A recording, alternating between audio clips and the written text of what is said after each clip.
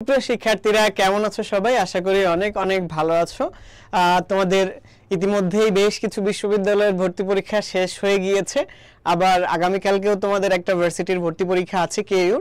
But তোমাদের মধ্যে একটা মেজরিটি ম্যাক্সিমামই হচ্ছে যেই বিশ্ববিদ্যালয়টার জন্য এখন পড়াশোনা করছো সেটা হচ্ছে আর কোনোটাই না, বরং আমাদের জিএসটি বা গুচ্ছ ভর্তি পরীক্ষার জন্য। আর তোমাদের এই জিএসটি ভর্তি পরীক্ষায় যাতে তোমরা ভালো রেজাল্ট করতে পারো সেই জন্য জয়কলি পাবলিকেশনসের পক্ষ থেকে তোমাদের জন্য আজকে নিয়ে এসেছি গুচ্ছ ফাইনাল টাস কোশ্চেন সমাধান ক্লাস।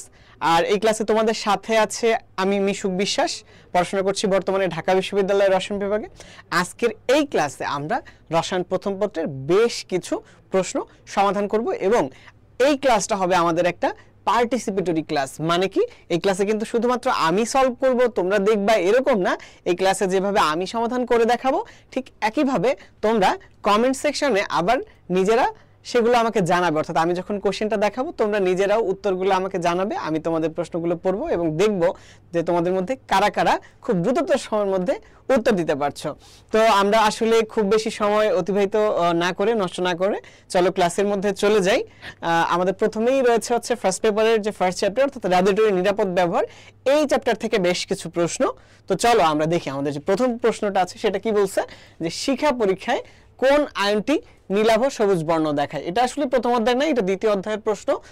এখানে কি বলছে, কি কি আছে দেখো, কপার আছে, ক্যালসিয়াম আছে, স্ট্রনশিয়াম আছে এবং বেরিয়াম আছে। তো তোমরা একটু আমাকে কমেন্ট সেকশনে জানাও তো যে এটার মধ্যে কোনটা হতে পারে। তো দেখি কমেন্ট, আমরা কমেন্টে চলে যাই।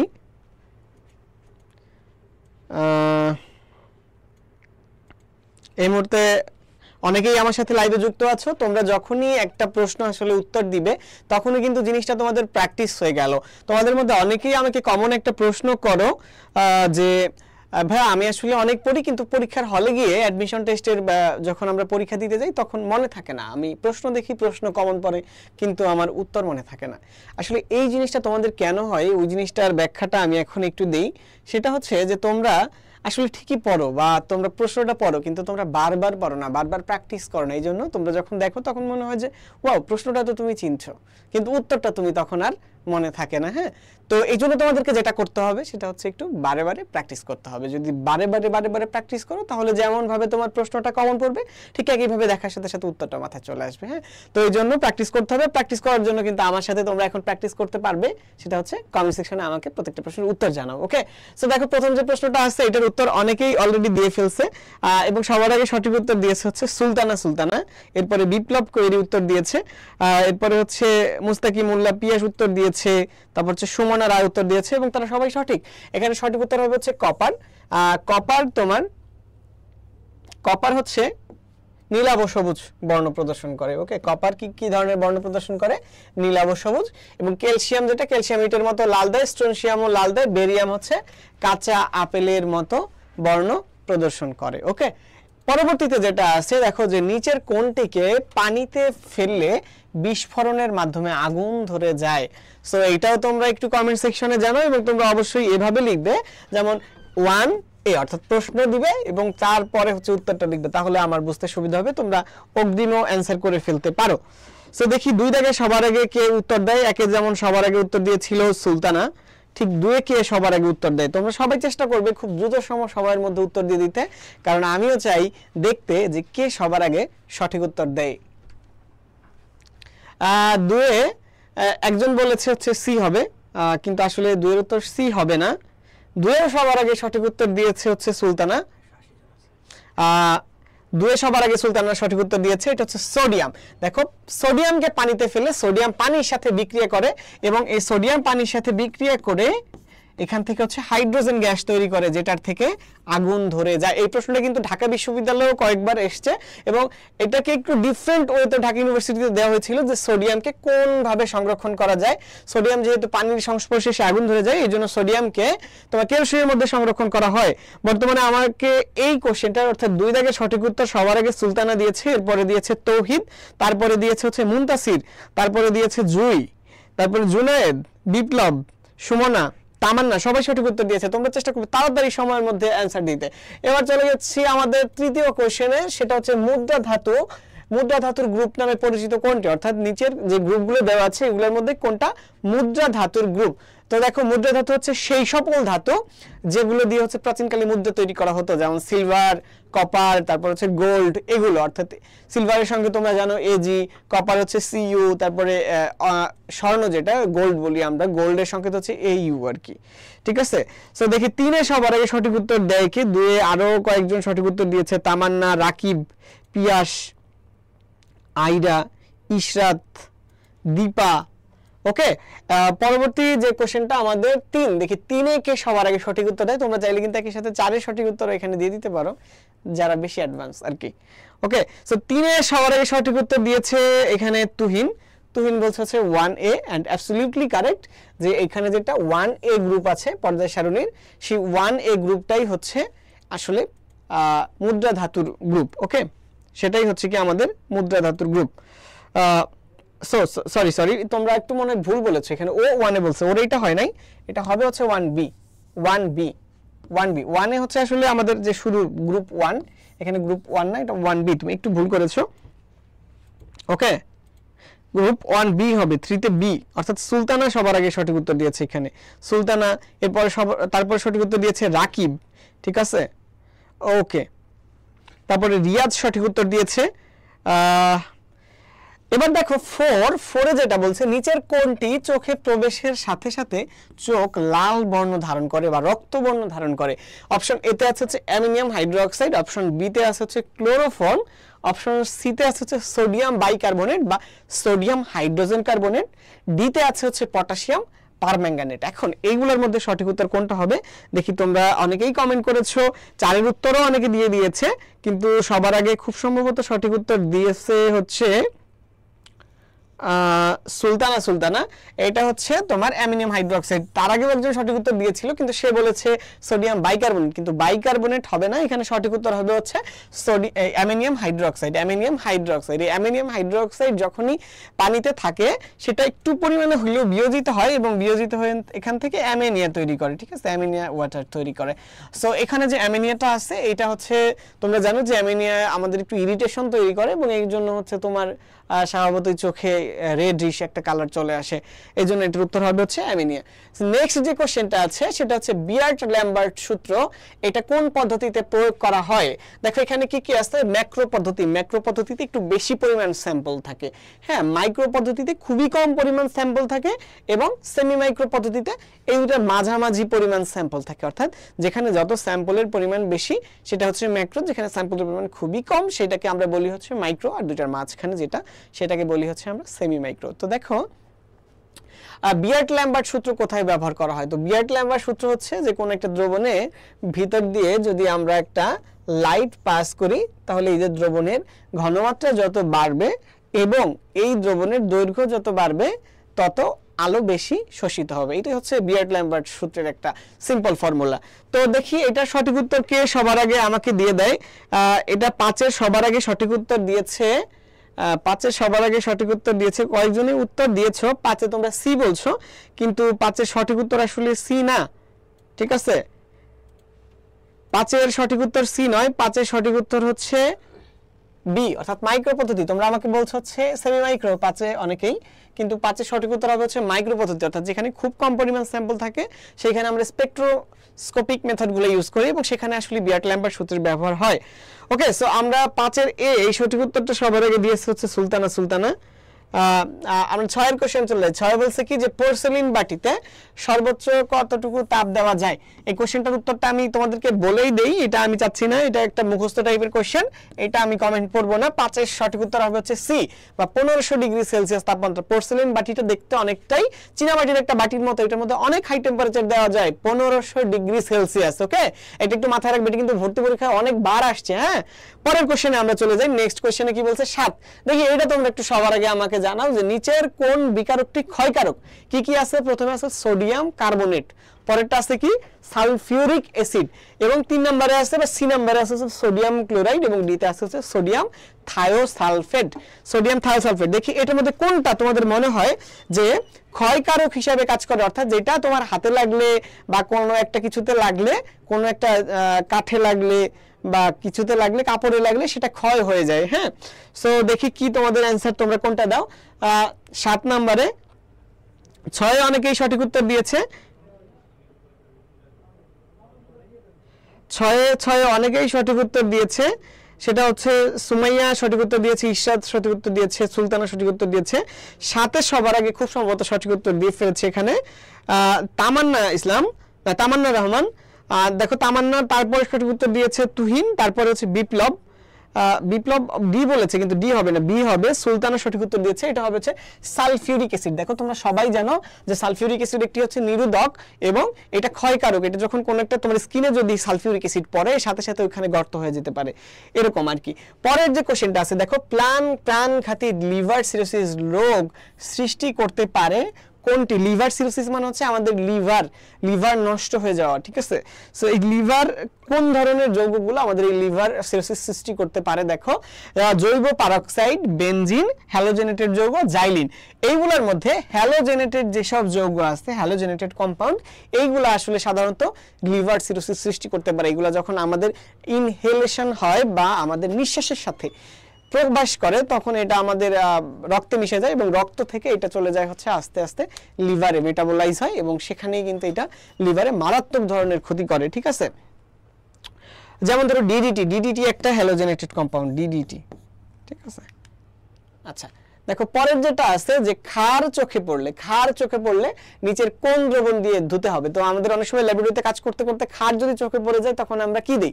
দেখো এখানে কি কি আছে, সোডিয়াম বাইকার্বনেট আছে, বোরিক অ্যাসিড দ্রবণ আছে, হাইড্রোক্লোরিক অ্যাসিড দ্রবণ আছে, সোডিয়াম ক্লোরাইড দ্রবণ আছে। এখন দেখি তোমরা আমাকে কমেন্ট করো,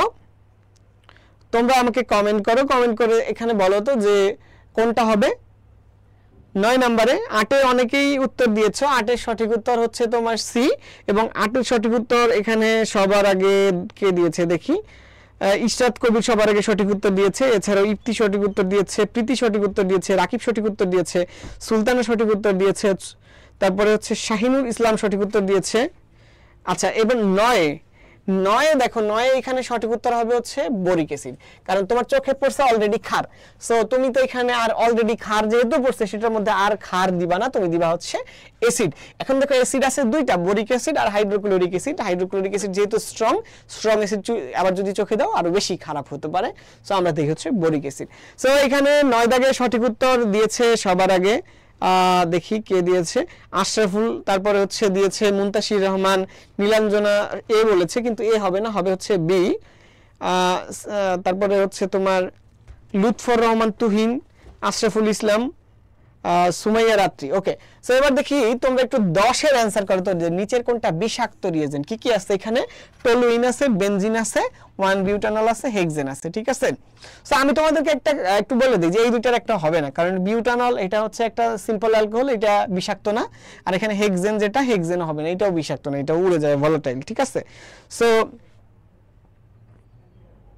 দেখি এখন এই দুইটা যেতে হবে না, অর্থাৎ বি আর ডি হবে না, অবশ্যই এই দুইটার মধ্যে কোনো একটা অ্যানসার হবে। এখন তোমরা আমাকে একটু বলো তো এই দুটোর মধ্যে কোনটা হবে। দেখি তোমাদের কিন্তু অনেকেই ভুল করছো, সো তোমরা একটু মনোযোগ সহকারে পুরো ক্লাসটা দেখো, কারণ তোমরা যেহেতু ভুল করছো তার মানে কি তোমাদের এখানে প্রস্তুতি হয়তো একটু ঘাটতি আছে। সো আমার সাথে একটু এইগুলো প্র্যাকটিস করো, তোমাদের এই প্রশ্নগুলো অন্তত পক্ষে প্র্যাকটিস হয়ে যাবে।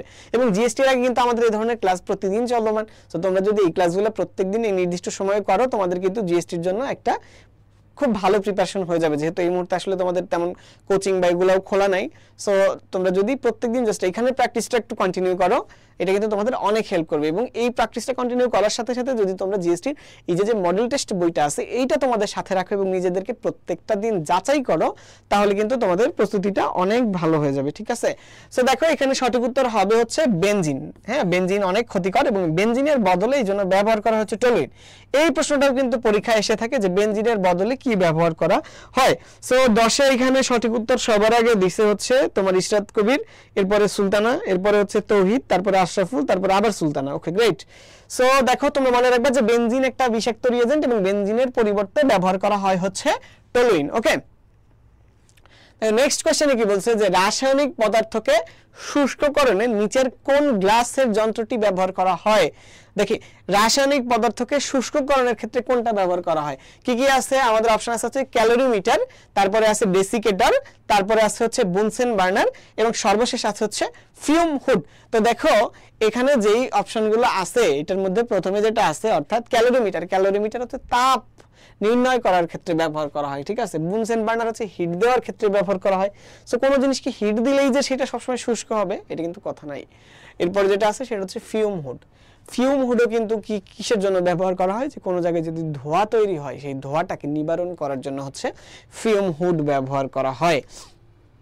ওকে, সো দেখো তাইলে এখানে আমাদের কি হইতে পারে অ্যান্সার, তাইলে আমাদের অ্যান্সার হতে পারে অবশ্যই ডেসিকেটর। ডেসিকেটর এখানে অ্যান্সার হবে আমাদের। ডেসিকেটরের মধ্যে যখন আমরা কোনো কিছু রাখি তখন সেটা শুকিয়ে যায় এবং এখানে ডেসিকেটিং এজেন্ট হিসেবে বেশ কিছু জিনিস ব্যবহার করা হয়, যেমন হচ্ছে তোমার সিলিকা ব্যবহার করা হয়, বুঝতে পেরেছো। তো এখানে তোমার সঠিক উত্তর কে দিয়েছে 11-এ সবার আগে সঠিক উত্তর দিয়েছে হচ্ছে আচ্ছা এখানে সবার আগে সঠিক উত্তর দিয়েছে বি। কে লিখেছি 11-এ বি লিখেছে হচ্ছে আজমায়ের ইসলাম। এরপরে হচ্ছে সঠিক উত্তর লিখেছে সুলতানা, তারপরে হচ্ছে তন্ময় মণ্ডল, তারপরে আশরাফুল ইসলাম, তারপরে হচ্ছে মুনতাসির রহমান ভুইয়া, তারপরে হচ্ছে সামিয়া ইসলাম সোয়াদ, তারপরে হচ্ছে নুসরাত, তারপরে আবার সুলতানা, প্রীতি, নীলাঞ্জনা, সুমাইয়া ইসলাম সোহা, আজমায়ের ইসলাম। Okay great. দেখো পরের যে কোশ্চেনটা এটা কিন্তু সুপার ইম্পর্ট্যান্ট, এটা একটা 3 স্টার কোশ্চেন আর কি। এটা পরীক্ষায় এতবার আসছে যে নিচের কোনটা ক্রোমিক অ্যাসিড মিশ্রণ, ঠিক আছে। তো ক্রোমিক অ্যাসিড হচ্ছে একটা অ্যাসিডের মিক্সচার যেটার মধ্যে এটার মধ্যে কোনো একটা অপশনের যে দুইটা জিনিস আছে ওই দুইটা থাকে এবং এইটা জারণ প্রক্রিয়ায় কাচের জিনিসপত্র পরিষ্কার করে, জারণ প্রক্রিয়ায়, ঠিক আছে। এটাও মাথায় রাখবে, এটাও কিন্তু পরীক্ষায় আসে। সো দেখি ভারতে সবার আগে এখানে সঠিক উত্তর দিয়েছে হচ্ছে আজমায়ের ইসলাম। ওকে, সে সঠিক উত্তর দিয়েছে। এখানে সঠিক উত্তর হবে হচ্ছে পটাশিয়াম ডাইক্রোমেট এবং গাঢ় সালফিউরিক অ্যাসিড এর যে মিশ্রণ এটাকে বলা হয় হচ্ছে ক্রোমিক অ্যাসিড। মনে রাখবা যে পটাশিয়াম ডাইক্রোমেট K2Cl2O7 এবং সালফিউরিক অ্যাসিড H2SO4। এখানে সবার আগে সঠিক উত্তর দিয়েছে হচ্ছে সোয়া, তারপরে দিয়েছে জয় সরকার, আশরাফুল ইসলাম, সুমাইয়া রাত্রি, তাসনিয়া তুবা, তারপরে হচ্ছে জুই, সুলতানা, তারপরে হচ্ছে অ্যানিডা, তৌহিদ, বিপ্লব কৈরি, সুলতানা, জয় সরকার, তন্ময় মণ্ডল, সুলতানা, ইশরাত কবির, ওকে, এবং অন্তরা। বেনজিনের বদলে টলুইন ব্যবহার করা হয় আশরাফুল। আমি তুমি একটু বইটা দেখলেই বুঝতে পারবে। হ্যাঁ, এরপর আছে MSDS। হেক্সেনও ব্যবহার করা হতে পারে বেনজিনের ক্ষেত্রে, but not in every case, কারণ তোমার বেনজিন একটা অ্যারোমেটিক যৌগ, এটার পরিবর্তে এর ক্লোজেস্ট অ্যারোমেটিক যৌগ ব্যবহার করাটা সুবিধাজনক। আচ্ছা, এরপরে হচ্ছে MSDS, এটার পূর্ণ রূপ কোনটি? MSDS এর পূর্ণ রূপ কোনটি? দেখো MSDS এর পূর্ণ রূপ হচ্ছে material safety and data sheet. Material safety and data sheet. যখন তুমি ল্যাবরেটরিতে কোনো একটা রিয়েজেন্ট বা কোনো একটা কেমিক্যাল বাহির থেকে কিনে নিয়ে আসবে তখন সেটার সাথে একটা ম্যাটেরিয়াল সেফটি ডেটা শিট হয় দেওয়া থাকে, অথবা এখন ইন্টারনেটে সার্চ করলেই সেটা পাওয়া যায়। তো ওটা আমরা পড়ে নিতে হয়, কারণ কি ওইটা তুমি কি ধরতে পারবে কিনা, ওইটা কি ইনহেল করা যাবে কিনা, ওইটা কি কি ধরনের বিপজ্জনক জিনিস থাকতে পারে, এই সব কিছুই লেখা থাকে হচ্ছে ম্যাটেরিয়াল সেফটি অ্যান্ড ডেটা শিটে, ঠিক আছে। এটার মধ্যে সবার আগে সঠিক উত্তর দিয়েছে কে আমি একটু দেখি। 13 দাগে সবার আগে সঠিক উত্তর দিয়েছে হচ্ছে এটা যেহেতু অপশন এ সবার আগে সঠিক উত্তর দিয়েছে তন্ময় মণ্ডল, এরপরে আজমায়ের ইসলাম, তারপর হচ্ছে সুমাইয়া ইসলাম সোয়া, তারপরে হচ্ছে জান্নাতুল ফেরদৌস, সুমাইয়া রাত্রি, সুলতানা, সৌরভ আলমিক, রাকিবুল ইসলাম রাকিব, তাসনিয়া তুবা, অন্তরা ইয়াসমিন, মুনতাসির রহমান ভুইয়া, সানজিদা নূর, এনির ইসলাম, অনেকে সঠিক উত্তর দিচ্ছ। এবং তোমরা যে এই যে বারে বারে নিজেরাই অ্যান্সার করছো এটার একটা সুবিধা কিন্তু ডেফিনেটলি তোমরা পাবে, অর্থাৎ পরীক্ষার হলে এই কোশ্চেনটা যখন দেখবে তখন কোশ্চেনের সাথে সাথে কিন্তু তোমাদের অ্যান্সারটাও দেখলেই মাথায় চলে আসবে যে এটা তো কমেন্ট করেছিলাম, and you will be able to answer those questions very fast. Okay, so এরপরে হচ্ছে কি সফট গ্লাস দিয়ে নিচের কোন গ্লাস সামগ্রী তৈরি করা হয়? অপশনে আছে হচ্ছে কি বুরেট, বিকার, পিপেট এবং মেজারিং সিলিন্ডার। বুরেট, বিকার, পিপেট এবং মেজারিং সিলিন্ডার। তবে এখানে অ্যান্সার কিন্তু হবে দুইটা, এটা একটু বলে দেই। কোশ্চেনটা যেভাবে আসছে এখানে দুইটা অ্যান্সার হবে, ঠিক আছে, অপশন দুইটা হবে। সো দেখি তোমরা একটু আমাকে তাড়াতাড়ি জানিয়ে দাও।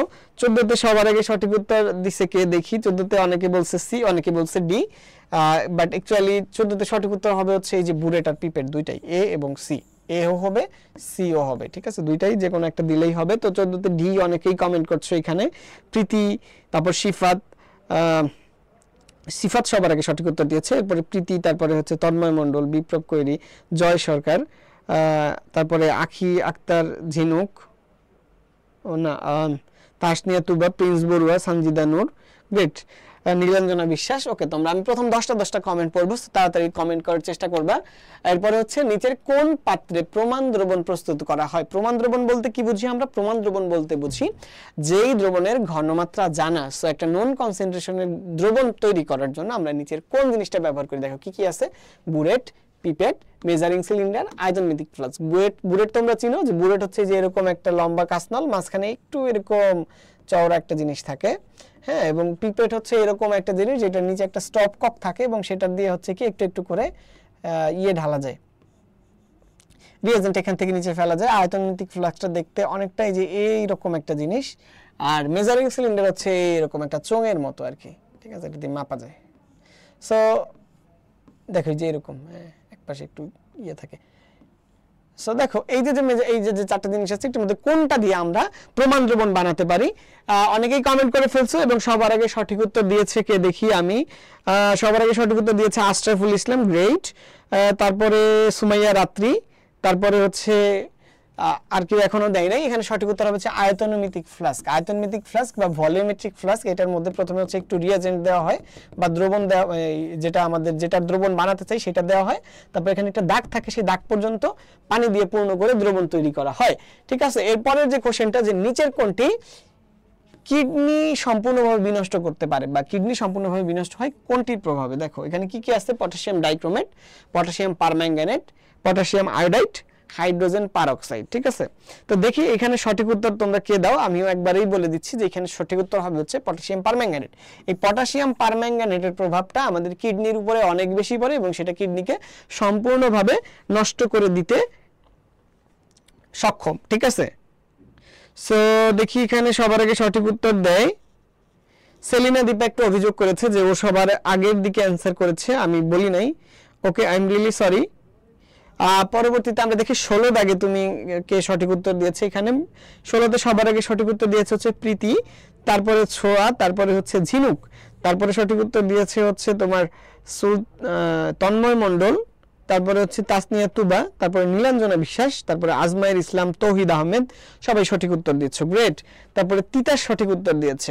তোমরা চাইলে কিন্তু তোমাদের কোনো ফ্রেন্ডকে ওইখানে মেনশন করতে পারো, সো আমরা নিজেদের মধ্যে একটা কম্পিটিশন করে দেখতে পারবো যে কে আগে অ্যান্সার দিতে পারে। ওকে, তারপরে বিপ্লব সঠিক উত্তর দিয়েছে, ইশরাত কবি সঠিক উত্তর দিয়েছে, অ্যানি সঠিক উত্তর দিয়েছে, সুলতানা সঠিক উত্তর দিয়েছে। ওকে, গ্রেট। সো নেক্সট কোশ্চেনে চলে যাই। বলছে কি যে পরিবেশ বান্ধব পচনশীল হ্যান্ড গ্লাভস কোনটি? আমরা যে ল্যাবরেটরিতে বিভিন্ন ক্ষতিকারক জিনিসপত্র ধরার আগে কিন্তু আমাদের হ্যান্ড গ্লাভস ব্যবহার করতে হয়। তো বিভিন্ন ধরনের হ্যান্ড গ্লাভস থাকে, যেমন synthetic gloves, latex gloves, nitrile gloves, vinyl gloves. তো এদের মধ্যে পরিবেশ বান্ধব এবং পচনশীল হ্যান্ড গ্লাভস কোনটি? ওকে, সো এখানে সঠিক উত্তর কি হবে দেখি, তোমরা একটু কমেন্ট সেকশনে আমাকে জানাও। এখানে 16তে আরো অনেকে সঠিক উত্তর দিয়েছে। জুই সঠিক উত্তর দিয়েছে, জান্নাতুল ফেরদৌস সঠিক উত্তর দিয়েছে, তারপরে হচ্ছে তামান্না ইসলাম সঠিক উত্তর দিয়েছে, রুকায়া সুলতানা মিম, ওয়ালাইকুম আসসালাম। তারপর নীলাঞ্জনা বিশ্বাস 17-এর অ্যান্সার দিয়েছে। তো 17-এর অ্যান্সারে হচ্ছে তোমার অনেকেই অনেক অ্যান্সার দিচ্ছ। ওকে, তো 17তে সঠিক উত্তর হবে হচ্ছে সি, মানে নাইট্রাইল গ্লাভস। আর নাইট্রাইল গ্লাভস হচ্ছে পরিবেশ বান্ধব পচনশীল হ্যান্ড গ্লাভস। এখানে সঠিক উত্তর দিয়েছে সবার আগে নীলাঞ্জনা বিশ্বাস, তারপরে হচ্ছে তন্ময় মণ্ডল, তারপরে হচ্ছে মিস্টার মোহাম্মদ কুতুদ, তারপরে হচ্ছে আজমাইর ইসলাম, তারপরে ইয়ারানুর, সেলিনা দীপা, তারপরে হচ্ছে সুলতানা, তারপরে হচ্ছে রাফিয়া ইসলাম, তারপরে হচ্ছে ইয়াসমিন আক্তার জুই, সানজিদা নূর, তাসনিয়া তুবা। ওকে, গ্রেট। 18 দাগের অ্যান্সার দেখি তোমাদের মধ্যে সবারকে দেয়, যে বলছে বুলেটের একটা ক্ষুদ্রতম ভাগের আয়তন কত? মানে এই যে বুলেটটা আমরা দেখলাম, বুলেট কেমন থাকে আমি বলেছি যে এরকম একটা জিনিস, এটার এখানে এইরকম একটা স্টপ কক লাগানো থাকে, সেটা ঘুরিয়ে ঘুরিয়ে হচ্ছে এটা প্রবাহটা নিয়ন্ত্রণ করা যায়। এবং এখানে কিন্তু দাগ দেওয়া থাকে যে 1 ml 2 ml 3 ml 4 ml, এই 1 ml 2 ml 3 ml এর মাঝখানে আবার এরকম এরকম ছোট ছোট ছোট ছোট দাগ থাকে। এই যে ক্ষুদ্রতম একটা ভাগ, এইটার আয়তন কত। সো দেখো সাধারণত আমরা যদি একটু বুলেটটা তোমাদেরকে দেখাই, তোমাদের মধ্যে অনেকেই হয়তো বুলেট দেখো নাই, কিন্তু আমি দেখি এখানে হচ্ছে এখানে আমাদের একটু ডিসিপ্লিন টুলে গিয়ে আমি তোমাদের এখানে দেখাইতে পারবো I guess. Chemistry conical flask, এইটা হচ্ছে বুলেট।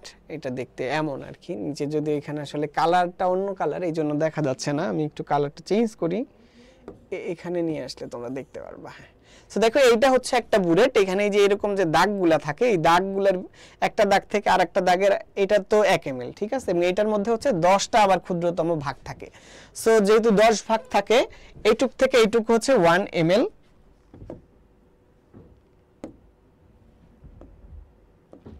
ওকে, এইটুক থেকে এইটুকু হচ্ছে 1 ml, এইটুক থেকে এইটুকু যেহেতু 1 ml, তো 1 ml মানে হচ্ছে 1 সেন্টিমিটার কিউব, এবং এটার মধ্যে আবার 10 ভাগ করা থাকে, তো 10 দিয়ে ভাগ করলে হচ্ছে কত, 0.1 ml হয়। সো বুলেটের একটা ক্ষুদ্রতম ভাগের আয়তন হচ্ছে 0.1 সেন্টিমিটার কিউব, ঠিক আছে, 0.1 সেন্টিমিটার কিউব। সো এখানে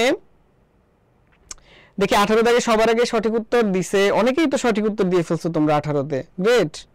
সো তন্ময় মণ্ডল সবার আগে সঠিক উত্তর দিছে, এরপরে হচ্ছে প্রীতি সঠিক উত্তর দিছে, তারপরে তোমার হচ্ছে আখি আক্তার ঝিনুক সঠিক উত্তর দিছে, প্রিন্স বড়ুয়া সঠিক উত্তর দিছে, বিপ্লব করি সঠিক উত্তর দিছে, আজমাইর ইসলাম সঠিক উত্তর দিছে, সুলতানা, নীলাঞ্জনা, ঝুমুর, এটা সবাই সঠিক উত্তর দিয়েছে, ইসরাত কবি সঠিক উত্তর দিয়েছে, অ্যানি সঠিক উত্তর দিয়েছে, সামিয়া ইসলাম ছোয়া সঠিক উত্তর দিয়েছে।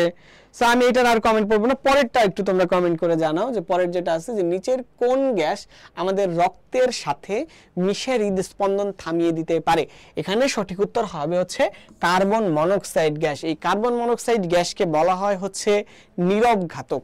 এটা যখন আমাদের নিঃশ্বাসের সাথে প্রবেশ করে তখন এটার কোনো গন্ধ স্বাদ কিছু থাকে না, বাট এটা গিয়ে আমাদের রক্তের মধ্যে যে হিম থাকে, হিম গ্রুপ, হিমোগ্লোবিনের ভিতরে যে হিম গ্রুপটা থাকে, সেই হিম গ্রুপের ভিতরে আয়রন থাকে, সেই আয়রনের সাথে বিক্রিয়া করে পেন্টাকার্বক্সি আয়রন কম্পাউন্ড ফর্ম করে, এবং এটার মাধ্যমে সেই হৃদস্পন্দনকে থামিয়ে দিতে পারে কিন্তু, ঠিক আছে।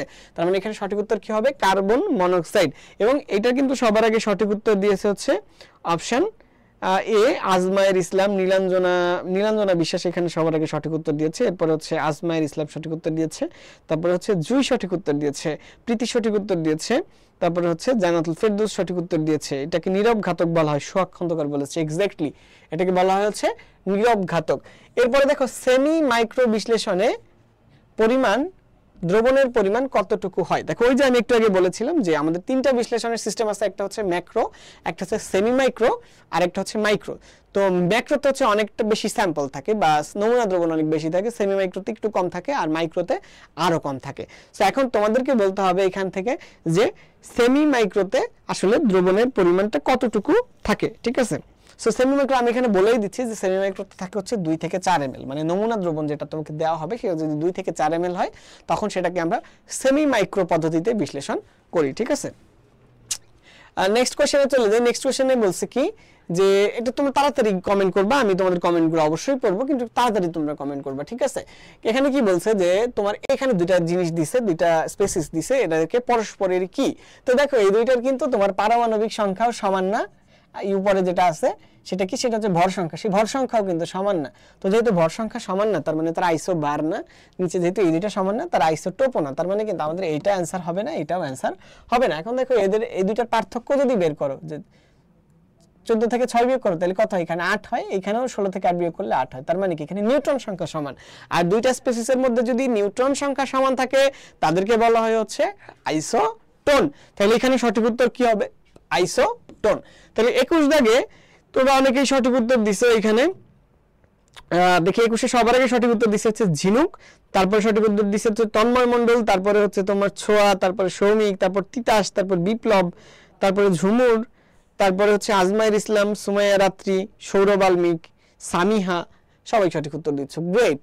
এবার দেখো নিচের কোন দুইটার ক্ষেত্রে n+l এর মান সমান 9। তোমরা 9টা ভালো করে খেয়াল করতে হবে, ঠিক আছে? যে এখানে অনেকগুলো সাবশেল দেওয়া আছে যে কোনটার ক্ষেত্রে n প্লাস l এর মান সমান 9। তো দেখো যে 3p আর 4s আমরা যদি একটা একটা করে বের করে দেখি, আমরা জানি p এর জন্য l এর মান কত, p এর জন্য l এর মান হচ্ছে 1, তাহলে এই ক্ষেত্রে তোমার n প্লাস l এর মান হচ্ছে 4, এখানে হচ্ছে 4 আর এখানে s এর জন্য l এর মান হচ্ছে 0, তাহলে 4 আর 0 4, এখানে দুইটাই 4। আবার দেখো d 3d, হ্যাঁ 3d মানে কি 3 আর d এর জন্য হচ্ছে 2, তাহলে 3 আর 2 5, ঠিক একইভাবে 4 আর p এর জন্য 1, তাইলে কত 5। আমরা জানি s এর জন্য 0, p এর জন্য l এর মান হচ্ছে 1, d এর জন্য হচ্ছে 2, ঠিক আছে? আবার দেখো এখানে 5 আর 0, তাহলে কত হয় 5 আর 0 হচ্ছে এখানে 5, আর এখানে 5 আর 1 হচ্ছে 6, আর এখানে তাহলে আমাদের তো আর এখানে যাওয়ার দরকারই নাই, আমরা অপশন সি তেই দেখতেছি যে এটার জন্য n প্লাস l এর মান হচ্ছে 5, এটার জন্য n প্লাস l এর মান হচ্ছে 6, তাহলে এটাই হচ্ছে আমাদের এখানে কিন্তু সঠিক উত্তর হবে। দেখি আমি করার আগে কে কে এটা সলভ করতে পেরেছো? 22-এ এখানে দেখি 22-এ এখন পর্যন্ত সঠিক উত্তর কেউ দেয়নি, কিন্তু 21-এ অনেকে দিয়েছে। 22-এ মাত্র সঠিক উত্তর দিল হচ্ছে সুমাই আর রাত্রি, এরপরে সঠিক উত্তর দিয়েছে হচ্ছে তনুশ্রী রায়, তারপর হচ্ছে ইয়াসমিন আক্তার জুই, তারপরে জয় সরকার, তারপরে হচ্ছে নাহিদা জান্নাত জুথি, প্রমা বণিক ইস্যু। তোমরা অনেকেই সঠিক উত্তর দিচ্ছ এবং তোমরা যে এত দ্রুত অ্যান্সার করতে পারছো ব্যাপারটা কিন্তু আসলে আমার কাছে অনেক আনন্দ লাগছে। হ্যাঁ, এছাড়াও আরো হচ্ছে সুলতানা, ইশরাত কবির, অনেকেই সঠিক উত্তর দিয়েছো। তোমরা একটু দ্রুত কমেন্ট করবা, আমি শুরুর দিকের কমেন্টগুলো পড়বো 10টা। এরপরে বলছে কি নিচের কোন সিরিজ দৃশ্যমান বর্ণালী অঞ্চলের অন্তর্ভুক্ত? আমরা জানি হাইড্রোজেনের কি হয়, হাইড্রোজেনের হচ্ছে তোমার বর্ণালী প্রদর্শন করে, বিভিন্ন ধরনের বর্ণালী প্রদর্শন করে। যখন উচ্চতর কক্ষপথ থেকে হাইড্রোজেনের প্রথম কক্ষপথে আমাদের ইলেকট্রনগুলো আসে তখন হচ্ছে তোমার লাইমেন সিরিজ তৈরি হয়। যখন আরেকটু উচ্চ কক্ষপথ অর্থাৎ সেকেন্ড বা দ্বিতীয় কক্ষপথে আসে তখন হচ্ছে কি তৈরি হয়, বামার সিরিজের সৃষ্টি হয়। তারপরে যখন আরো একটু উচ্চ কক্ষপথে যায় তখন কি প্যাশন সিরিজের সৃষ্টি হয়। তার থেকে যখন আরো উচ্চতর কক্ষপথে যায় তখন কি ব্র্যাকেট সিরিজের সৃষ্টি হয়। তো দেখো এখানে কিন্তু অনেকগুলো সিরিজ আছে এবং প্রত্যেকটা সিরিজ বিভিন্ন অঞ্চলে হয়। তো আমাদের এখানে প্রশ্ন কি বলছে যে তোমার কোনটা দৃশ্যমান অঞ্চলে হবে। সো তোমরা তো অবশ্যই জানো যে লাইমেন সিরিজ যেটা, এটা হচ্ছে ইউভি অঞ্চলে হয়, এবং যেটা আমাদের বামার সিরিজ আছে, বামার সিরিজটাই হচ্ছে আমাদের দৃশ্যমান অঞ্চলে হয়। তার মানে এখানে কিন্তু সঠিক উত্তর হবে হচ্ছে অপশন সি। এবং 23-এ সবার আগে সঠিক উত্তর দিয়েছে ছোয়া, তারপরে দিয়েছে হচ্ছে ঝুমু সরকার পান্না, তারপরে আজমাইর ইসলাম, তারপরে জয় সরকার, তারপরে সুমাইয়া রাত্রি, তানভীর রহমান, ভোরের আলো, অ্যানি, তুবা।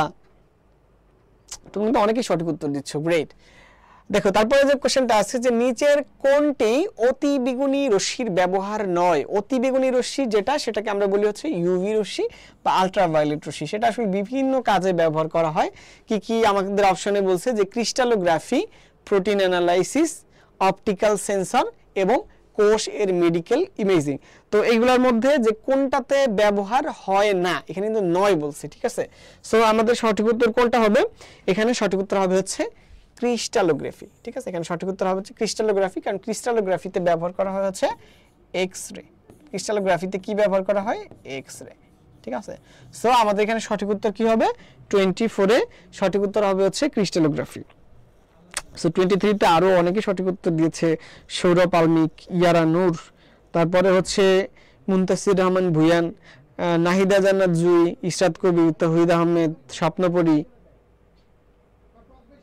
ইফাত মুন্সি, জান্নাতুল ফেরদৌস, আখি আক্তার ঝিনুক, তৌহিদ আহমেদ, রুকাইয়া সুলতানা মিম।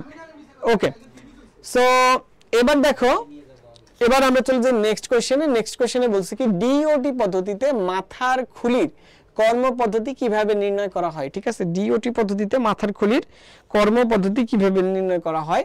সো এটা হচ্ছে আইআর দিয়ে নির্ণয় করা হয়, আইআর রশ্মি দিয়ে আমরা হচ্ছে কোন একটা ফিজিওলজিক্যাল প্রসেস কিভাবে রান করে সেটা আমরা বের করতে পারি। এরপরে যেটা আছে আমাদের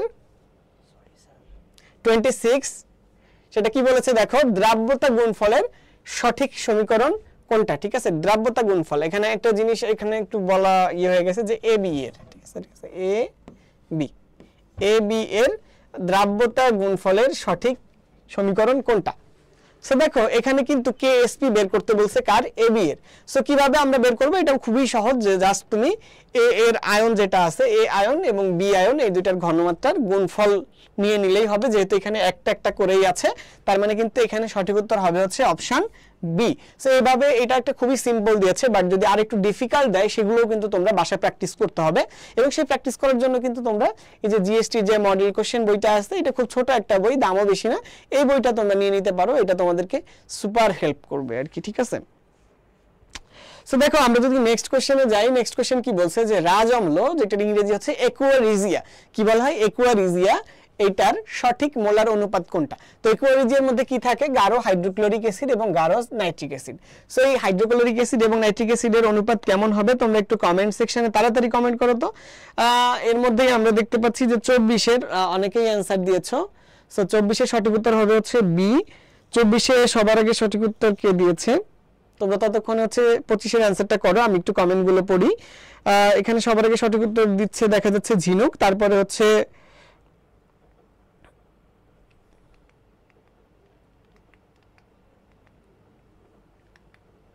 ঝিনুক সবার আগে সঠিক উত্তর দিয়েছে, এরপরে হচ্ছে মুনতাসির রহমান ভুয়ান, তারপরে সেলিনা, দীপা, তাসনিয়া, তুবা, তারপরে হচ্ছে রুকাইয়া সুলতানা মিম, তারপরে হচ্ছে স্বপ্নপরী, ইশরাত কবির, সুলতানা, এরা অনেকেই সঠিক উত্তর দিয়েছে, ঠিক আছে। এবার আমরা 27-এ আসছি। 27-এ এটা সঠিক উত্তর হবে হচ্ছে অপশন সি, অর্থাৎ হাইড্রোক্লোরিক অ্যাসিড হবে 3 আর নাইট্রিক অ্যাসিড হবে হচ্ছে 1, ঠিক আছে। তার মানে এখানে সঠিক উত্তর কিন্তু অপশন বি, ঠিক আছে। সঠিক উত্তর কি হবে, অপশন বি। 27, তাহলে 27-এ সবার আগে সঠিক উত্তর দিল কে একটু দেখি আমরা। 27-এ সবার আগে সঠিক উত্তর দিয়েছে হচ্ছে বিপ্লব কৈরি, এরপরে হচ্ছে অন্তরা ইয়াসমিন, তারপর হচ্ছে অ্যানি, তারপর হচ্ছে জান্নাতুল ফেরদৌস।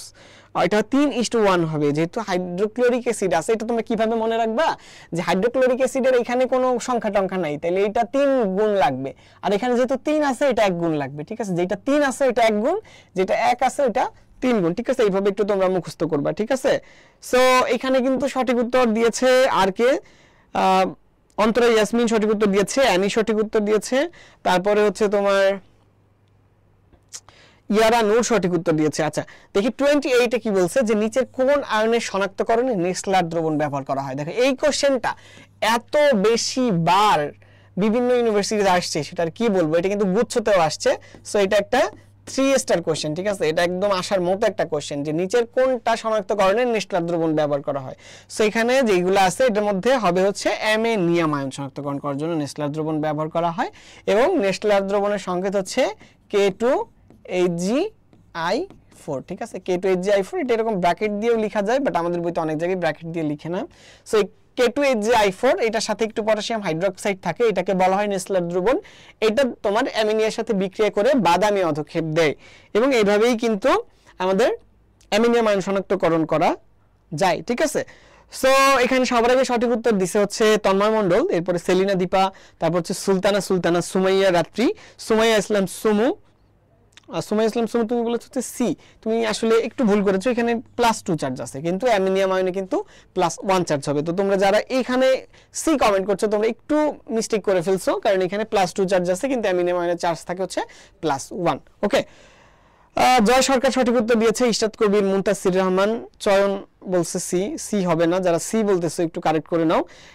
আনিরা ইসলাম, অ্যানি বলছে বি হবে। Okay great. সো বি, আরো অনেকেই সঠিক উত্তর দিয়েছে, তিতা সঠিক উত্তর দিয়েছে, অন্তরা সঠিক উত্তর দিয়েছে, আজমা সঠিক উত্তর দিয়েছে, ইস্যু সঠিক উত্তর দিয়েছে, ইফাত মুন্সি বলছে সি, সি হবে না, এমডি তিতা সঠিক উত্তর দিয়েছে, ইশরাত কবির সঠিক উত্তর দিয়েছে। গ্রেট। সো আমরা পরের কোশ্চেনটাতে চলে যাই। নেক্সট কোশ্চেনটাতে কি বলছে, যে চক ক্রোমাটোগ্রাফি মূলত কোন ধরনের ক্রোমাটোগ্রাফি, ঠিক আছে। তো চক ক্রোমাটোগ্রাফি হচ্ছে এমন একটা প্রসেস যেটার মধ্যে দিয়ে একের অধিক উপাদানকে সেপারেট করা যায়। তো বিভিন্ন ধরনের ক্রোমাটোগ্রাফি থাকে, কলাম ক্রোমাটোগ্রাফি আছে, গ্যাস ক্রোমাটোগ্রাফি আছে, পেপার ক্রোমাটোগ্রাফি আছে, লিকুইড ক্রোমাটোগ্রাফি আছে, হাই পারফরম্যান্স লিকুইড ক্রোমাটোগ্রাফি আছে, টিএলসি বা থিন লেয়ার ক্রোমাটোগ্রাফি, যেটাকে বাংলায় বলা হয় পাতলা স্তর ক্রোমাটোগ্রাফি, এগুলাও আছে। সো চক ক্রোমাটোগ্রাফি কোন ধরনের ক্রোমাটোগ্রাফি, তো যেসব ক্রোমাটোগ্রাফি এরকম ভার্টিক্যালি ঘটে, কোনো একটা প্লেনে ঘটে না, তাদেরকে বলা হচ্ছে কলাম ক্রোমাটোগ্রাফি, আর যেগুলো একটা প্লেনের মধ্যে ঘটে সেগুলোকে বলা হচ্ছে প্ল্যানার ক্রোমাটোগ্রাফি, ঠিক আছে। সো এখানে যেটা আছে এটার মধ্যে চক যেহেতু একটা স্তম্ভের মতো দেখতে, এটা বেয়ে বেয়ে জিনিসটা উঠে, এটা একটা কলাম ক্রোমাটোগ্রাফির মধ্যে পড়ে, ঠিক আছে। এখানে সঠিক উত্তর হবে হচ্ছে কি কলাম ক্রোমাটোগ্রাফি, এবং চক ক্রোমাটোগ্রাফিতে স্থির দশা হিসেবে চক ব্যবহার করা হয়, বুঝতে পেরেছো। পরের যে প্রশ্নটা আছে যে নিউক্লিক অ্যাসিড পৃথকীকরণে নিচের কোনটা ব্যবহার করা হয়। দেখো নিউক্লিক অ্যাসিড কি জিনিস, নিউক্লিক অ্যাসিড হচ্ছে আমাদের যে ডিএনএ থাকে, আরএনএ থাকে, এইগুলার গঠনগত ভিত্তি, বুঝতে পেরেছো। এইগুলার গঠনগত একক হচ্ছে নিউক্লিক অ্যাসিড। এই নিউক্লিক অ্যাসিডকে যেহেতু পৃথক করতে বলেছে, এখানে পৃথক কিন্তু অবশ্যই সেটা কোনো না কোনো ক্রোমাটোগ্রাফি দিয়ে আমরা করব, ঠিক আছে। এবং এখানে কোন ধরনের ক্রোমাটোগ্রাফি দিয়ে এটা করা যায়, এটা হচ্ছে কাগজ বা পেপার ক্রোমাটোগ্রাফি দিয়ে কিন্তু আমরা এই নিউক্লিক অ্যাসিডগুলোকে সেপারেট করতে পারি, ঠিক আছে। এখানে কি দিয়ে করা যায়, কাগজ বা পেপার ক্রোমাটোগ্রাফি। তো 29-এ দেখি তোমরা কে কে সঠিক উত্তর দিয়েছো। 29-এ সঠিক উত্তর দিয়েছে সবার আগে অন্তরা ইয়াসমিন, অন্তরার পরে সঠিক উত্তর দিয়েছে হচ্ছে প্রমা বানিক ইস্যু, এরপর হচ্ছে আজমাইর ইসলাম, তারপরে হচ্ছে বাকিরা আসলে সঠিক উত্তর দেয় নাই। এমডি তাহসিন, ওয়ালাইকুম আসসালাম।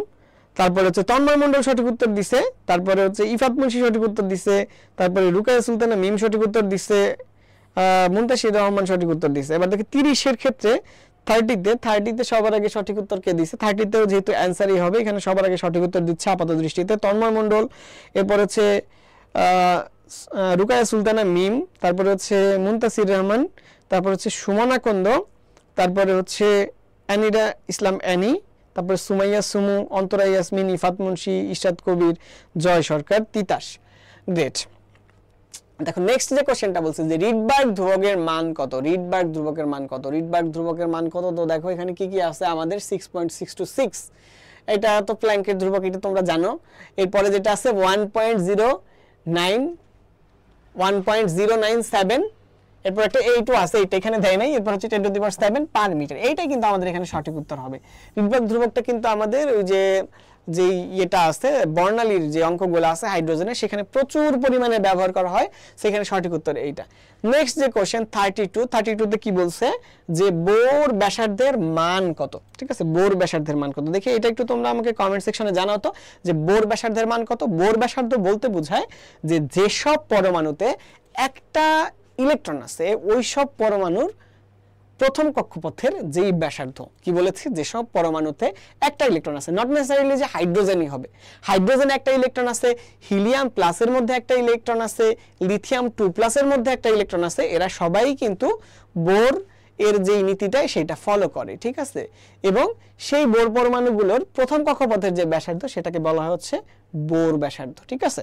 সো বোর ব্যাসার্ধের মান কি হবে, বোর ব্যাসার্ধের মান হবে হচ্ছে 0.53 অ্যাংস্ট্রম, কিন্তু এখানে কিন্তু 0.53 অ্যাংস্ট্রম এইটা কোথাও নাই, এটা অন্য ইউনিটগুলোতে আছে। সো দেখি তোমরা আমাকে একটু কমেন্ট সেকশনে জানাও কোনটা হবে, ঠিক আছে। আমি একটু বলে দিলাম, আমি কিন্তু অ্যান্সার বলে দিলাম যে 0.53 অ্যাংস্ট্রম। সো দেখো 0.53 অ্যাংস্ট্রম, তো আমি এটা একটু করে দেই যে 0.53 এটা অ্যাংস্ট্রম যেহেতু, তার মানে হচ্ছে 10⁻10 মিটার। সো এখন যদি আমি দশমিকটাকে একটু এক ঘরে এই পাশে সরিয়ে দেই তাহলে কথা 5.3 × 10⁻11 মিটার। সো তখন কিন্তু আমাদের সঠিক উত্তর হয়ে যাচ্ছে হচ্ছে অপশন এ, ঠিক আছে, অপশন এ। তো এইটা সঠিক উত্তর অনেকেই তোমরা দিয়ে ফেলছো যে অপশন এ 32 হবে।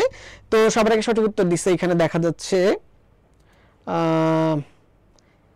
আজমাইর ইসলাম, এরপর হচ্ছে মেহেদি হাসান নয়ন সঠিক উত্তর দিছে, মুনতাসির রহমান ভুয়ান সঠিক উত্তর দিছে, সুমো আকন্দ সঠিক উত্তর দিছে, জয় সরকার সঠিক উত্তর দিছে, তাহসিন সঠিক উত্তর দিছে, অন্তরা সঠিক উত্তর দিছে। আমার সাথে এই মুহূর্তে ক্লাসটা শিয়াব স্যারও দেখছে, শিয়াব স্যারকে স্বাগতম এই ক্লাসে।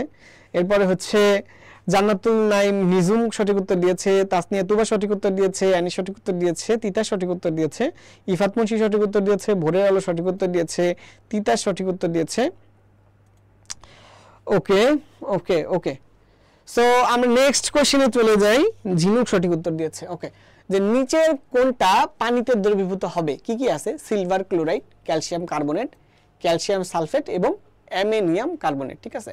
সো দেখো সিলভার ক্লোরাইড যেটা আছে, সিলভার ক্লোরাইড সবসময় অধক্ষেপ দেয়, তার মানে সিলভার ক্লোরাইড কিন্তু পানিতে দ্রবীভূত হবে না। এরপরে যেটা আছে যে ক্যালসিয়াম কার্বনেট, ক্যালসিয়াম কার্বনেট মূলত হইতেছে চুনা পাথর, সো চুনা পাথরও পানির মধ্যে দ্রবীভূত হয় না। এরপরে যেটা আছে ক্যালসিয়াম সালফেট, এই ক্যালসিয়াম সালফেটও পানির ভিতরে দ্রবীভূত হয় না, কিন্তু এইখানে যেটা আছে যে অ্যামোনিয়াম কার্বনেট, এইটা পানিতে দ্রবীভূত হয়।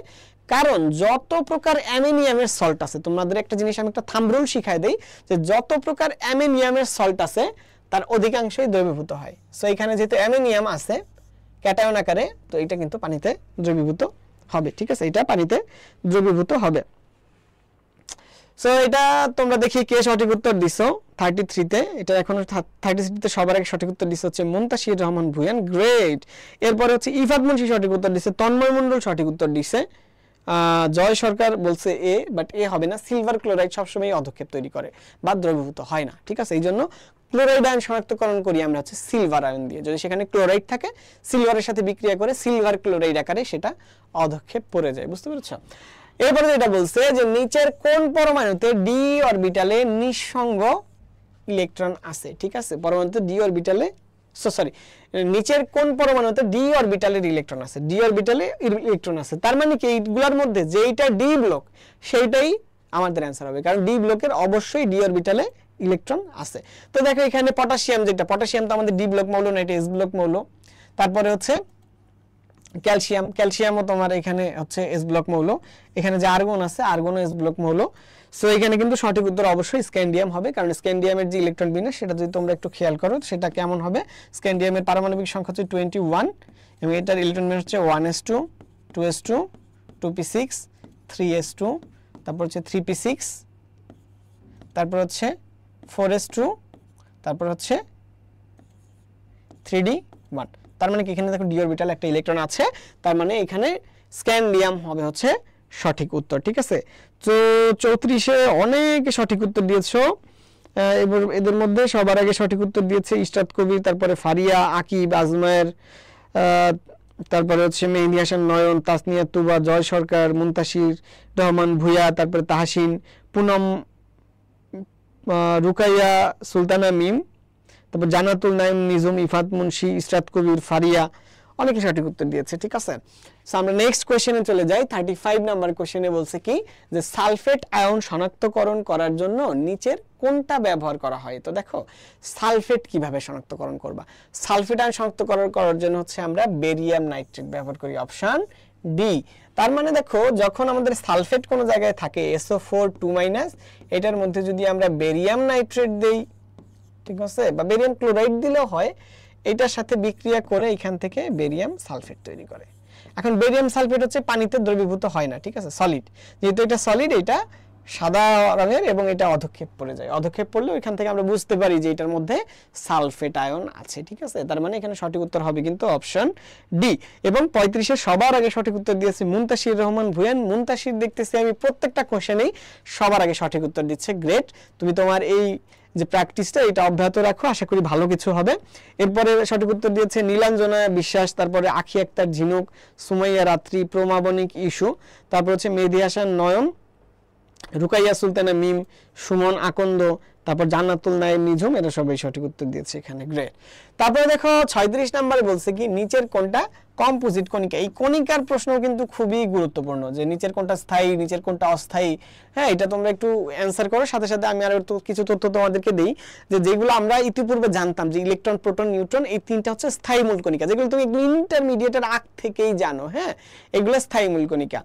এরপরে হচ্ছে যেখানে তোমার একের অধিক কণিকা থাকে তাদেরকে বলা হয় কম্পোজিট কণিকা, বুঝতে পারছো। যেমন ধরো একটা প্রোটন একটা ইলেকট্রন, বা একটা প্রোটন দুইটা নিউট্রন, বা ধরো দুইটা প্রোটন দুইটা ইলেকট্রন, এই জিনিসগুলো যেখানে থাকে সেটাকে বলা হচ্ছে কম্পোজিট কণিকা। আর এছাড়া বাকি যেগুলো আছে, হ্যাঁ, নিউট্রিনো, অ্যান্টি নিউট্রিনো, মেজন, পাইওন, এইগুলো হচ্ছে সব অস্থায়ী মূল কণিকা।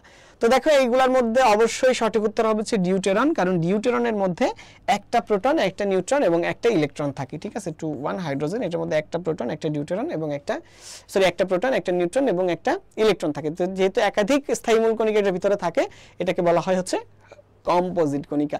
এবং বাকি যে তিনটা আছে অর্থাৎ পজিট্রন, নিউট্রিনো, এগুলা কিন্তু হচ্ছে তোমার, এগুলা হচ্ছে কি, এগুলা হচ্ছে তোমার অস্থায়ী মূল কণিকা, ঠিক আছে। পরবর্তীতে যে কোশ্চেনটা আছে যে আলফা কণা বিচ্ছুরণ পরীক্ষায় ব্যবহৃত সোনার পাতের পুরুত্ব কত ছিল। ঠিক আছে, আলফা কণা পরীক্ষা জানি আমরা যে তোমার রাদারফোর্ড এই পরীক্ষাটা করেছিল। এই বিখ্যাত পরীক্ষাটা করার মাধ্যমে কিন্তু উনি বলছিল যে পরমাণুর কেন্দ্রে নিউক্লিয়াস থাকে এবং সেই নিউক্লিয়াসকে কেন্দ্র করে কিন্তু আমাদের ইলেকট্রনগুলো ঘুরে। ঠিক আছে, সো এইটার সঠিক উত্তর হবে হচ্ছে অপশন এ, অর্থাৎ 0.4 তারপরে 4 সেন্টিমিটার। এটা কিন্তু খেয়াল রাখবা যেটা সেন্টিমিটারে থাকে মিটারে, মিটারে থাকলে আরো কিন্তু 2টা শূন্য বেশি হবে। ঠিক আছে, সো কত হবে এখানে 0.4 তারপরে হচ্ছে 4 সেন্টিমিটার, মানে হচ্ছে 4 × 10⁻5 সেন্টিমিটার বা 4 × 10⁻7 মিটার। ওকে, সো 37-এ অনেকেই সঠিক উত্তর দিয়ে ফেলেছে। এখানে একজন কমেন্ট করেছে হচ্ছে সোহাগ, যে আমাদের কি প্রত্যেকদিন এই ক্লাসগুলো হয় কিনা। হ্যাঁ, অবশ্যই আমাদের প্রত্যেকদিনই কোনো না কোনো ক্লাস থাকে এবং এই ক্লাসগুলো কিন্তু সম্পূর্ণ ফ্রি অফ কস্টে জয়কলি পাবলিকেশন শিক্ষার্থীদের জন্য আয়োজন করে। সো এই কোর্সের যে ক্লাসগুলো এগুলো করতে তোমাকে কিন্তু কোনো টাকা পয়সা পে করতে হবে না। তুমি জাস্ট এই প্রত্যেকদিন যদি পেজ একটু ফলো করো যে আজকে কি ক্লাস হবে, তাহলে কিন্তু তুমি নির্দিষ্ট সময়ে ক্লাসটা করতে পারবে। ওকে, 37-এ সবার আগে সঠিক উত্তর দিচ্ছে হচ্ছে নীলাঞ্জনা বিশ্বাস, এরপরে সঠিক উত্তর দিয়েছে তিতাস, তারপরে হচ্ছে জুই রায়, তারপর আজমাইর ইসলাম, প্রমাবনী কিশু, মুন্তাসির রহমান ভুইয়া, ইফাত মুন্সি, এমডি তাহসিন, পূজা সেন, তাসনিয়া তুবা, রুকায়া সুলতানা মিম, আখি আক্তার ঝিনুক, মেহেদি হাসান মুন্না, তারপরে হচ্ছে এনামুল হক, আজমাইর ইসলাম, সেলিনা দীপা, এমডি তিতাস, সুমনা কন্দ, প্রমাবনী কিশু। আচ্ছা, ওরা 38-এর অ্যান্সার অনেকে দিয়ে ফেলছে। আচ্ছা, 38-এ কি বলছে যে দৃশ্যমান আলোর তরঙ্গ দৈর্ঘ্য কত থেকে কত। ঠিক আছে, তো দৃশ্যমান আলোর তরঙ্গ দৈর্ঘ্য হচ্ছে তোমার 380 থেকে 780 ন্যানোমিটার। বুঝতে পারছো, 380 থেকে 700 ন্যানোমিটার। এর থেকে ছোট হইলে সেটা হয়ে যায় হচ্ছে ইউভি লাইট, আর এর থেকে যদি বড় হয় তখন সেটা হয়ে যায় হচ্ছে কি, এর থেকে বড় হইলে হয়ে যাচ্ছে আইআর রশ্মি। ঠিক আছে, তো দৃশ্যমান অঞ্চলের মধ্যে 380 থেকে 780 এই ন্যানোমিটার তরঙ্গ দৈর্ঘ্যের আলো থাকে। সো দেখি 38-এ সবার আগে সঠিক উত্তর কে দিছে। সবার আগে সঠিক উত্তর দিছে হচ্ছে প্রমাবনী কিশু, তারপর ইস্তাদ কবির, তারপর সৌরভ আলমিক, অন্তরা ইয়াসমিন, মেহেদি হাসান মুন্না, তাসনিয়া তুবা, তারপরে হচ্ছে ইফাত মুন্সি, তারপর রুকাইয়া সুলতানা মিম, ইয়ারা নূর, পূজা সেন, তিতাস,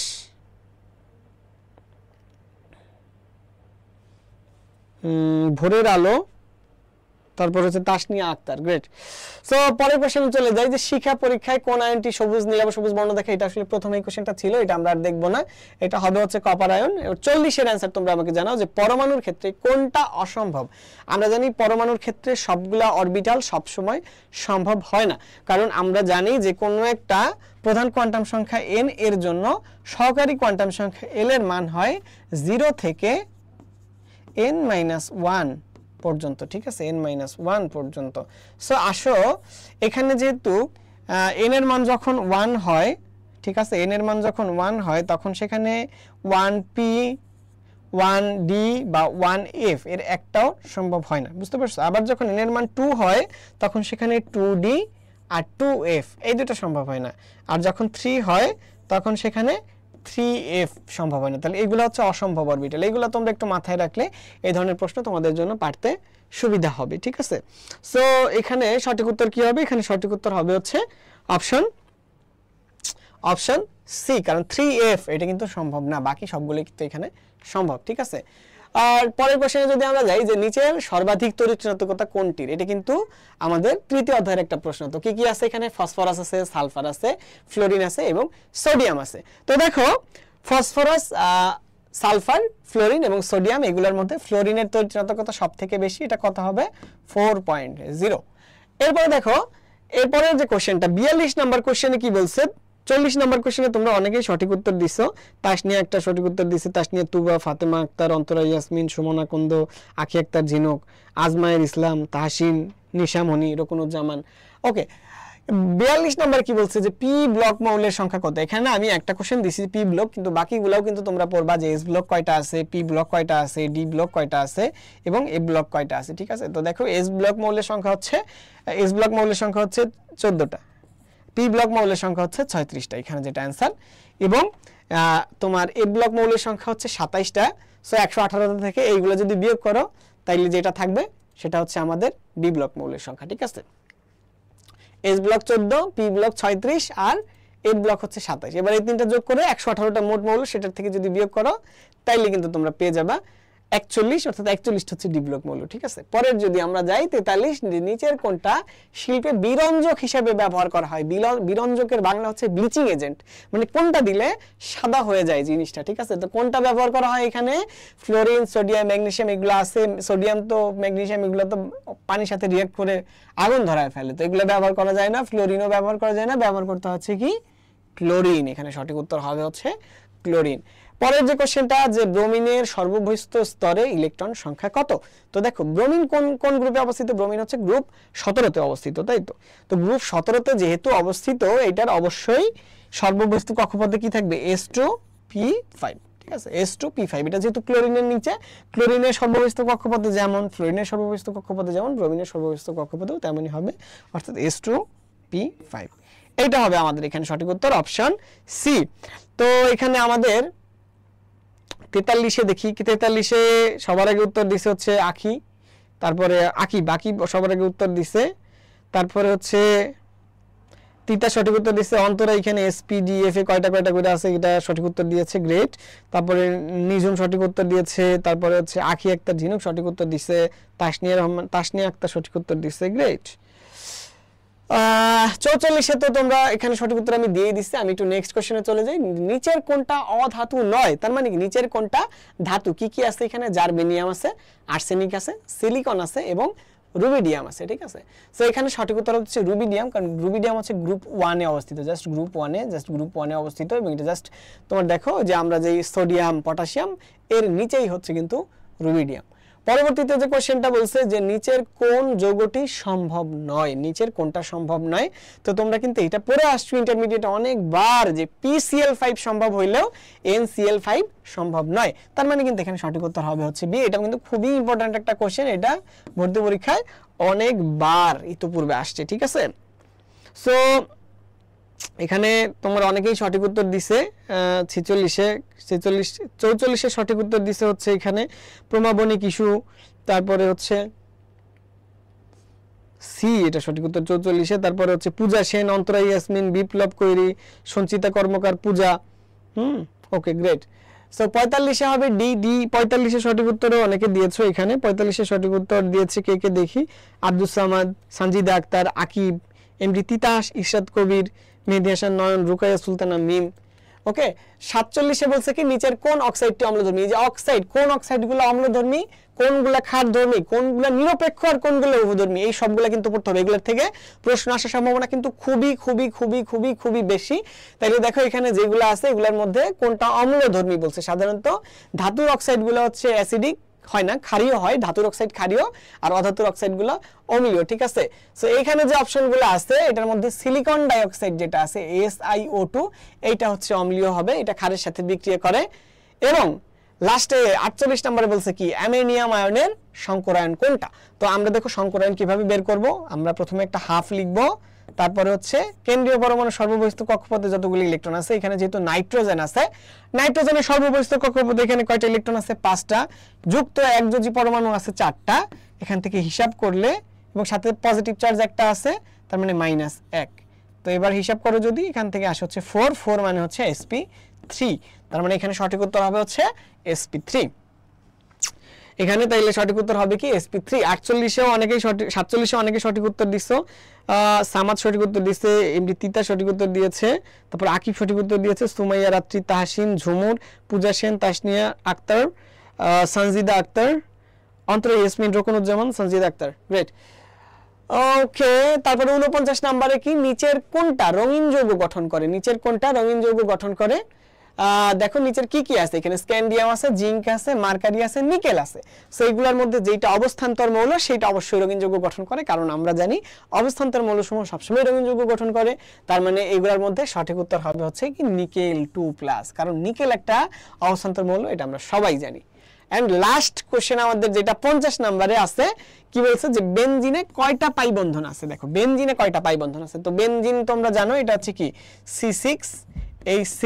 এটার স্ট্রাকচার কেমন? স্ট্রাকচার হচ্ছে যে এমন, অর্থাৎ প্রত্যেকটা কোনায় কোনায় একটা কার্বন আছে এবং একটা করে এরকম একান্তর দ্বিবন্ধন আছে এবং যেখানেই দ্বিবন্ধন থাকে ওইখানেই একটা পাই বন্ধন। তাইলে এখানে যেহেতু তিনটা দ্বিবন্ধন, এখানে পাই বন্ধন কয়টা ভাইয়া? পাই বন্ধন তিনটা। তার মানে সঠিক উত্তর কি হবে? সঠিক উত্তর হবে হচ্ছে অপশন ডি। আর এরই মধ্যে দিয়ে আজকের ক্লাসের যে 50টা প্র্যাকটিস কোশ্চেন সেগুলো কিন্তু আমাদের শেষ। তোমরা যারা এতক্ষণ ধরে ক্লাসে ধৈর্যের সাথে প্রত্যেকটা কোশ্চেনের অ্যান্সার দিছো, অবশ্যই তোমাদেরকে একটা হ্যাটস অফ, তোমাদেরকে থ্যাংক ইউ। কারণ তোমরা এই যে প্র্যাকটিসটা করলে এটা কিন্তু তোমাদের জন্যই হেল্পফুল হবে। আর আমাদের স্টুডেন্টদের জন্য যে জিনিসটা হেল্পফুল সেটাই কিন্তু সর্বদা আমরা অ্যাপ্রিশিয়েট করি, সেটাই আমরা করার চেষ্টা করি। তো যেহেতু ক্লাস করার মাধ্যমে তোমরা নিজেদের হেল্প করছো, আমাদের স্টুডেন্টদের হেল্প করছো, সো তোমাদেরকে ধন্যবাদ। ওকে, সো আরো ভালো করে পড়াশোনা। শঙ্করায়নের নিয়ম সঠিক নয়, অবশ্যই শঙ্করায়নের নিয়ম সঠিক। দেখো শঙ্করায়নের নিয়মটা তোমাদেরকে আরেকবার একটু দেখাই। এখানে একজন কমেন্ট করছে যে কেন্দ্রীয় পরমাণুর সর্ববহিস্থ কক্ষপথের ইলেকট্রন যোগ এর সাথে যুক্ত একযোজী পরমাণুর সংখ্যা, এরপর হচ্ছে এর উপরে যতটা চার্জ আছে ততটা বিয়োগ করে দিতে হবে। ঠিক আছে, এখানে যেহেতু পজিটিভ 1 চার্জ আছে, প্লাস 1 চার্জ আছে, তাহলে প্লাস 1 কে আমি বিয়োগ করে দিলাম, তাহলে প্লাসে মাইনাসে কি হয়ে গেল? মাইনাস। সো এখন যদি তুমি পুরোটা হিসাব করো তাহলে এখান থেকে কত আসে? দেখো 5 8 4 9 মাইনাস 1 কত আসে? 8। 8 কে তুমি যদি হাফ দিয়ে গুণ করো তাইলে আসে কত? 4। বুঝতে পারছো? আর 4টা সংকরিত অরবিটাল মানেই হচ্ছে কি সেইটা sp3। তাহলে অ্যামিনো আয়নের সংকরায়ন কি হবে? sp3। আশা করি তুমি ব্যাপারটা বুঝতে পারছো। এখানে যদি আরো কারো কোনো কোশ্চেন থাকে কমেন্টে জানাতে পারো। যারা যারা ক্লাসে সাথে ছিল সবাইকে ধন্যবাদ। বিপ্লব কৈরি, তোমাকেও ধন্যবাদ ভাইয়া। 50-এও অনেকে সঠিক উত্তর দিয়েছো, সো তোমরা একটু মিলিয়ে নাও। সো আজকের ক্লাসটা এই পর্যন্তই। তোমরা সবাই ভালো থাকো এবং ভালোভাবে প্রিপারেশন নাও। আমাদের গুচ্ছ ভর্তি পরীক্ষার আগে কিন্তু খুব বেশি দিন সময় নাই, এবং এই সময়টাতে তোমরা প্রস্তুতিটাকে সম্পূর্ণ করার জন্য মডেল টেস্ট বইটা কালেক্ট করে নাও। যারা এই মানবিকের কেউ যদি কোনো ক্লাসের এই পার্টটা দেখে থাকো বা এই মুহূর্তে আমাকে শুনতে এসো এমন হয়, তোমরা কিন্তু মানবিকের জন্য বইটা কিনতে পারো। সো এখান থেকে যখন তুমি প্র্যাকটিস করবা, that will make you perfect, and without practising nobody can make his preparation fulfil. Okay, so সবার জন্য শুভকামনা রইল। আজকের ক্লাস এই পর্যন্তই। Thank you.